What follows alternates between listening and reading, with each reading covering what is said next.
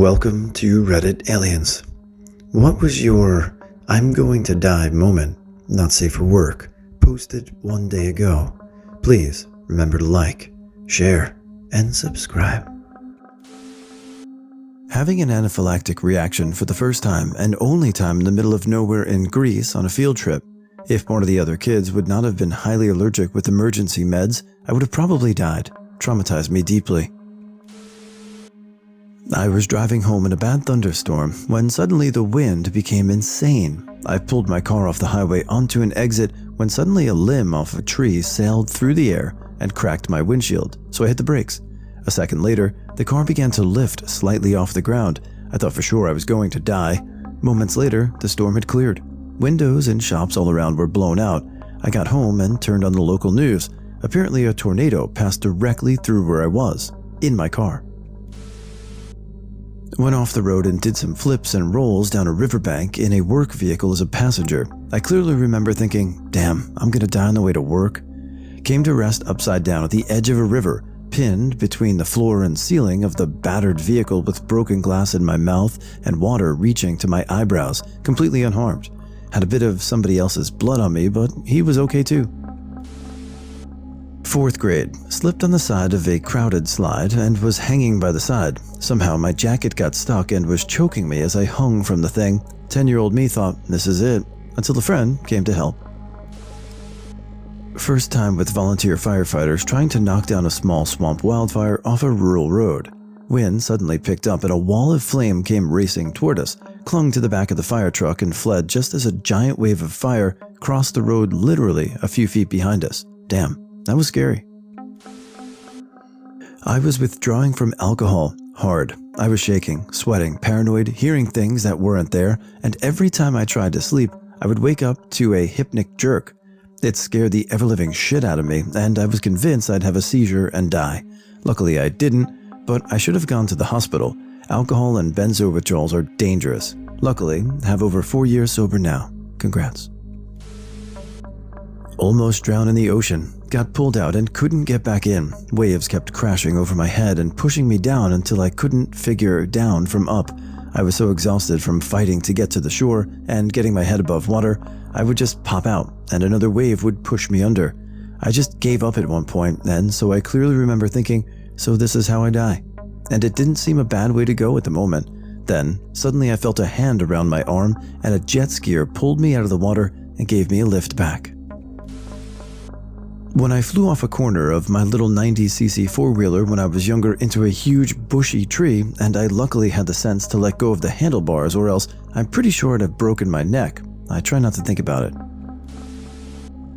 Was moving a rattlesnake in a screen-top terrarium, and it struck the screen, spraying my face with venom. Washed my face and had a friend babysit me for the rest of the night in case symptoms of envenomation started. It was a neurotoxic species. Fight Club was right. That bowl of Cheerios the next day was one of my best meals.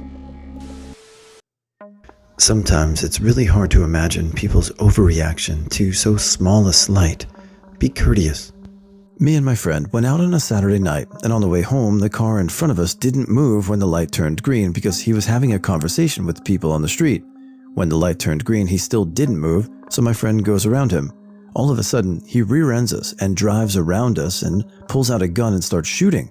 Luckily, no one was hurt. We called the cops and they took a report, but didn't do anything after. Road rage is scary. Did the full Northridge route on Mount Stewart in the Enchantment Range in Washington State with a buddy. We were equipped for an up and over in a day and had spent all summer working hard to be ready for it. We both ended up with a Hershey squirt halfway up from some bad food the night before, which slowed us down to a snail's pace. There's no place to bail out on the route, so we topped out after dark and had to bivvy just below the summit with no water and 2 energy bars between us. Longest night of my life, and to top it off, my partner started hallucinating in the middle of the night. Made it out the next day after a chilly night in an emergency blanket. When I jumped off the roof of a 4-story building when I was 19 in a failed suicide attempt. My fiancé had unexpectedly died exactly 6 months prior, and my survivor's guilt was overwhelming. In hindsight, I'm so glad and thankful that I lived. My horse lost his shit and started bucking. I was trying to get him under control, but he started bucking faster and finally launched me. I hit the ground and opened my eyes. I was staring at a 4x4 fence post right in front of my nose. A few more inches and I would have broken my neck and smashed my face in. Turns out my horse was protesting a new saddle that didn't fit quite right. I had him for 5 years till he passed away. Last year I went out climbing with a friend, just her and I. I've always gone climbing with her and another friend, never just the two of us, and she's a bit spacey. She warned me that she wanted to do a climb that might have to climb my own rope to get through if I fall away from the wall and can't get back on. Well, that happened. I never climbed my own rope before, but I found myself with some gear on my harness 200 feet off the ground and tried to figure it out. It was August. I was 20 pounds heavier from quarantine, hence why I fell off the climb and was dangling unable to reach the wall. I was baking in the sun and had no idea how to climb a rope. I didn't carry my phone on me at the time, but I had a watch, so I paid attention to the passage of time. I'm dangling for 30 minutes now. I'm 90% of the way to the rigging up a self-rescue system, but I'm just not getting it to capture progress when I pull on the rope. I see someone coming up on the climb next to me and I yell down for help. He gets closer to me and at a comfortable ledge. He's talking me through a self-rescue system, and despite his harsh and snarky attitude, I appreciated his help. I've been dangling for over an hour and a half at this point in direct sunlight, with hip flexors going into atrophy and one leg numb at a time when I hug the other leg. Eventually, my partner lowers me on the rope to the ledge where the random climber was, and I rappelled down with his party. When we finally got to the ground, we heard sirens. Another female climber my age died that day on the same cliff.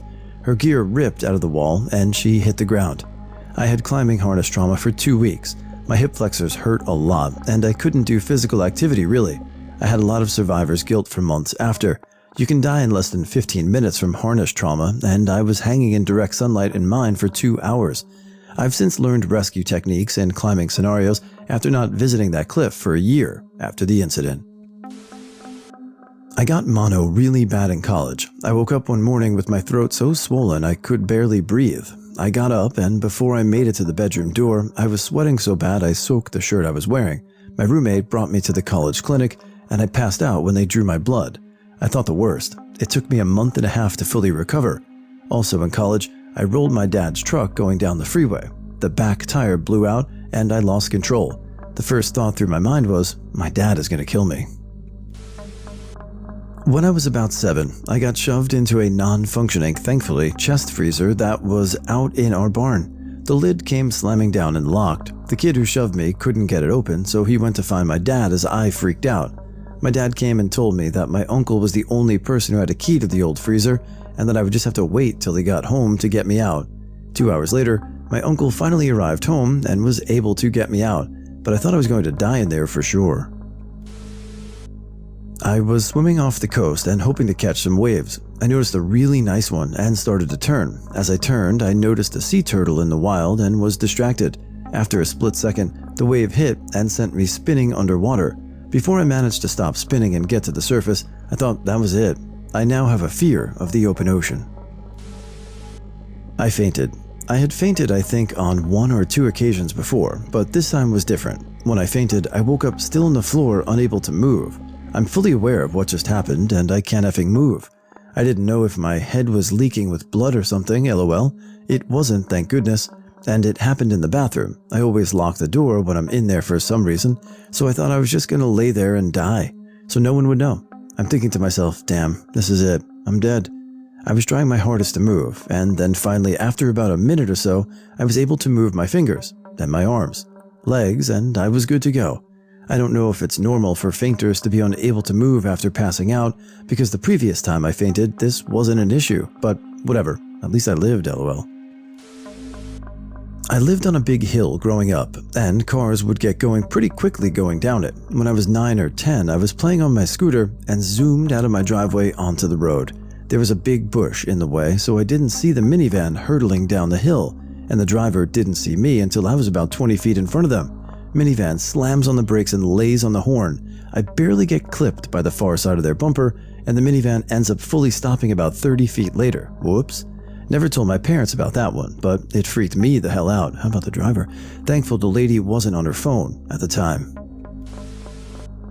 I was at least 8 or 9 and at the water park with my cousins and grandparents. My cousin and I went into the wave pool with the donut floaties. My other cousin left, and then my other cousin and I were currently with got out of their floaty and swam to the stair thing on the side of the pool. My cousin was a better swimmer than me, but I didn't want to be left behind, so my dumbass got out of the floaty and tried to swim to the stairs. It was right at the waves started, so little 8 or 9-year-old me was trying to swim, literally doggy paddling, which is in fact not very effective when swimming, and I felt the water start to engulf me. I started to gasp for air, felt myself choking on water. It was so horrifying. I obviously survived. That was probably the closest thing where I thought, I'm going to die. Also, when I think about it, I don't know if the lifeguards would have seen me if I had drowned because I was so small and the pool was crowded. It still freaks me out to this day. New fear unlocked after that. Fear of drowning. In this next story, I think you only need to read the first 3 sentences to know this is not going to end well. My 2 friends took me to a strip club for my 21st birthday. We were throwing money like we were ballin'. We weren't. At closing time, my friend asked some guys at the bar about some nose candy. They said follow them a few miles up the road to their house and they would hook us up. Don't do it.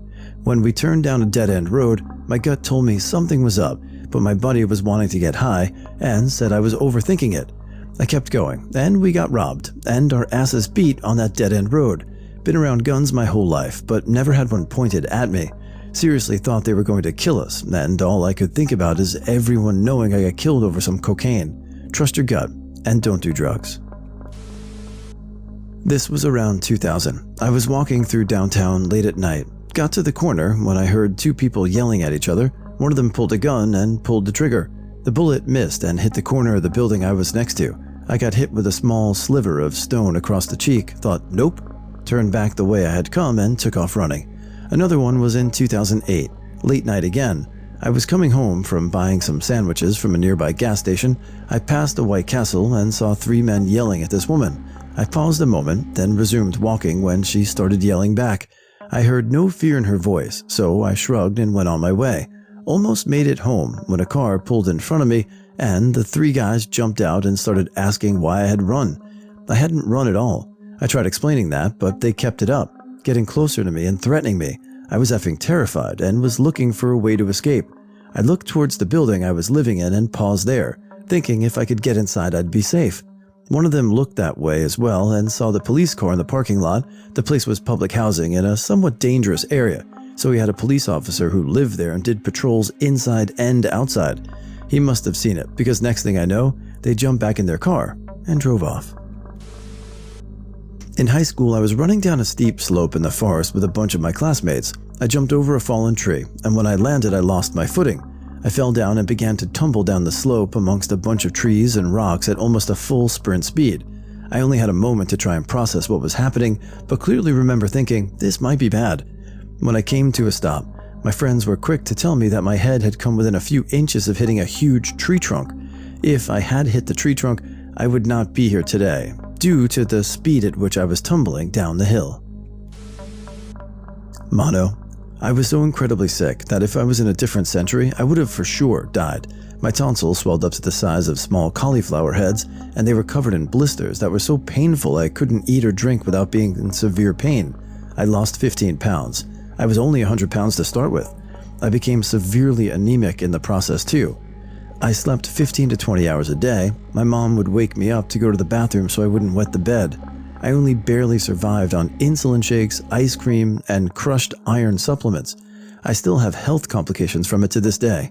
My family didn't have health insurance, so going to the ER was not a possibility. Great job, America. Hard that it may be to think in a moment like that, but the best thing you could do is 1, call for help, and 2, take a deep breath and lay back and float and figure it out. Overestimated my swimming capabilities and stamina. Bunch of friends and I were swimming in an artificial lake. These lakes are dug up next to rivers as a way to store water when the river water levels rise. So these are usually very steeply banked and very, very deep. So we decided to cross the lake on a floaty just for fun. On the way back, one of us let go of our beach ball and it slowly started floating away. I stupidly thought to myself, oh, I could get it, and let go of the floaty and started swimming towards the ball. But of course, the ball just kept floating away faster than I could reach it. So then I gave up and tried to swim to the shore. The shore was just about 15 meters away, but I could not feel the lake bed. Panic was starting to set in, because I was already tired from chasing the ball. I started swimming to the shore, but wasn't able to keep going. At this point, I was thinking to myself, oh shit, I'm gonna drown. Somehow managed to dig into my final reserves of energy and swim enough to be able to stand on the tippy toes of my feet. I could have called out for help, but I didn't, and seriously, I don't know why.